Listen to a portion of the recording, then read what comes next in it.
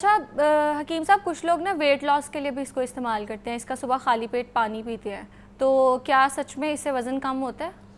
बिल्कुल वज़न कम होता है, क्योंकि इसने जिस्म के अंदर जो बढ़ने वाले फासद मवाद हैं, जो तेज़ाबी मवाद हैं, उनको ये जमा नहीं होने देती है। इसके एक सबसे बड़ा फ़ायदा इसका यही है कि ये निज़ाम इंहज़ाम को भी बेहतर करती है और निज़ाम अखराज को भी बेहतर करती है। तो मोटापे की असल में बुनियादी वजह या तो हमारी कसलमंदी है या हमारी ओवर ईटिंग है, जो हम अपनी ग़िज़ा को सही तरह से मैनेज नहीं कर पाते हैं।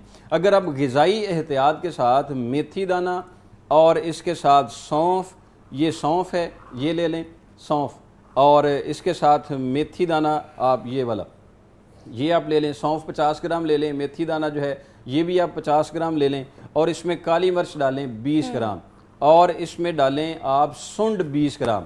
ये वाला एक नुस्खा बना के रात को सोते वक्त आधा चम्मच नीम गर्म पानी से लें, तो आपका बड़ा हुआ पेट भी काफ़ी हद तक बेहतर हो जाता है, और जो फैट लीवर पे आई हुई होती है, ये जिगर के फैट को भी बेहतर करने में काफ़ी मुआवन साबित होता है।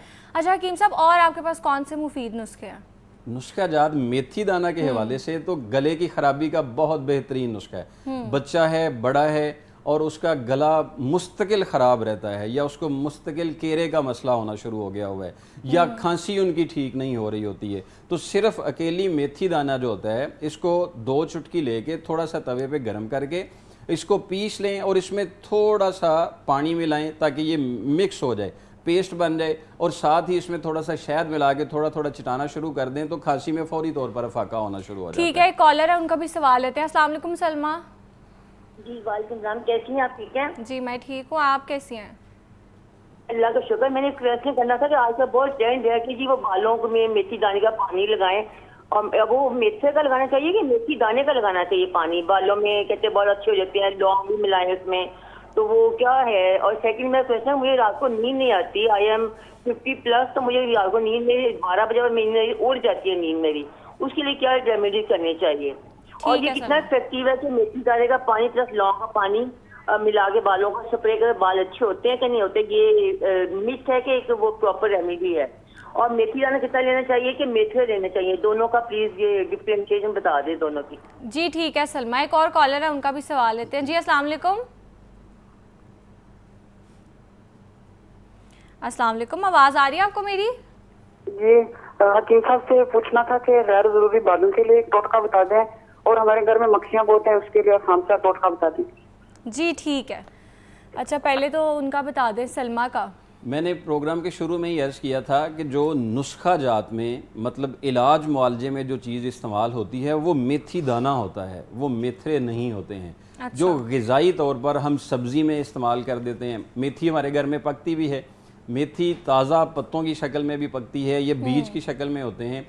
नुस्खा जात में कहीं पर भी अगर कोई चीज़ इस्तेमाल मेथी के मुतल्लिक़ लिखी हुई होती है तो वो मेथी दाना ही होता है, वो मेथरे नहीं होते हैं। जब कहीं मेथरे का इस्तेमाल किया जाएगा तो फिर वो अलहदा से मेथरे का ही बयान किया जाएगा। मेथरे को जो है वो सिर्फ अचार में या सब्ज़ी में या गोश्त में या कोई भी आप सालन बनाने में उसमें खुशबू के तौर पर आप उसको इस्तेमाल कर सकते हैं।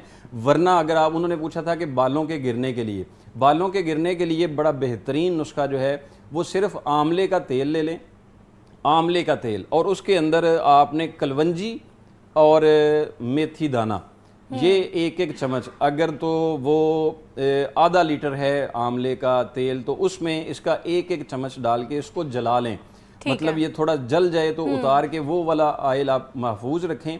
रात को सोते वक्त सिर्फ बालों की जड़ों पर लगा दें और सुबह उसको धो दें। इसके कुछ वक्त के इस्तेमाल के साथ बाल टूटना भी बंद हो जाते हैं, खुश्क रहना भी बंद हो जाते हैं, और जो कमज़ोर पड़ रहे होते हैं वो भी इससे ठीक हो जाते हैं और मजबूत हो जाते हैं। अच्छा, उन्होंने नींद का बताया था कि उनको नींद नहीं आती, तो उसके लिए भी कोई नुस्खा बता दें। नींद ना आने के काफ़ी असबाब होते हैं, दिमागी पट्ठों में खुश्की हो, या मैदे में तेज़ाबियत हो, या खून के अंदर कोई ख़राबी हो, या कोई डिप्रेशन का आर्जा हो।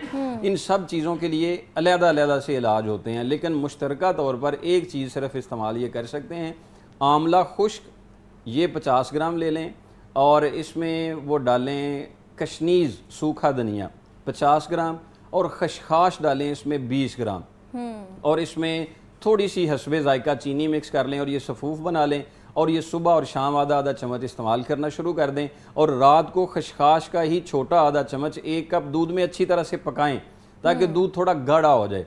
तो ये वाला दूध एक एक घूंट इस्तेमाल करना शुरू कर देंगे तो कुछ वक्त के बाद नींद आना शुरू हो जाएगी। ठीक है। वैसे हकीम साहब, नींद के लिए अगर आप कीवी खा लो ना, 2 कीवी सोने से पहले, खाने के थोड़ी देर बाद, तो बड़ी सुकून की नींद आती है। उसमें मैग्नीशियम बहुत ज़्यादा होता है।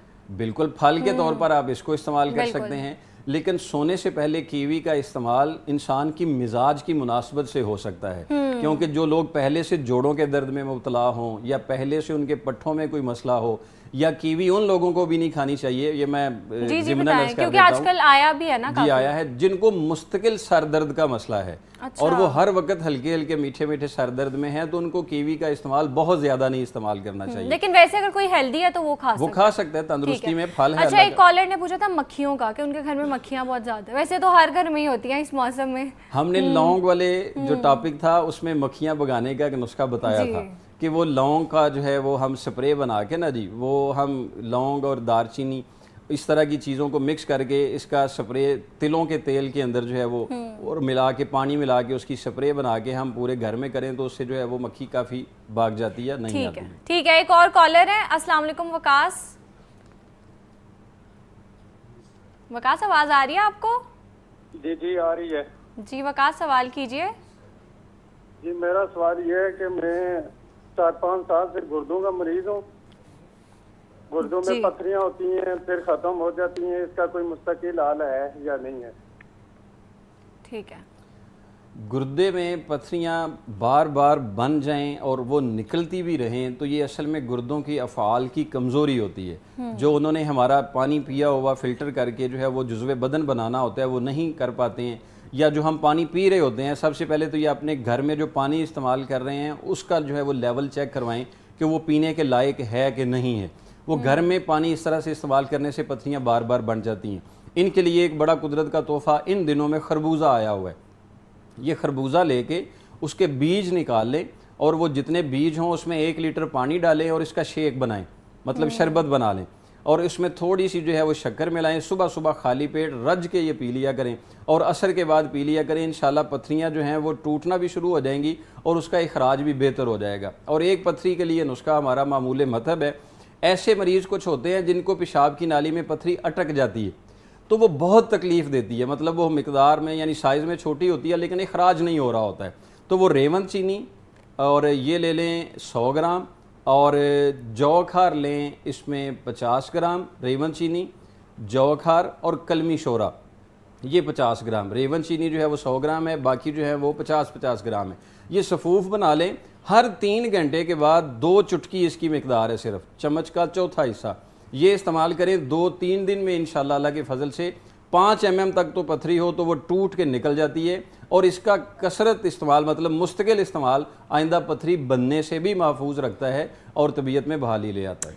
ठीक है, गुफ्तगू का सिलसिला जारी है। एक ब्रेक लेंगे, ब्रेक के बाद दोबारा मिलते हैं।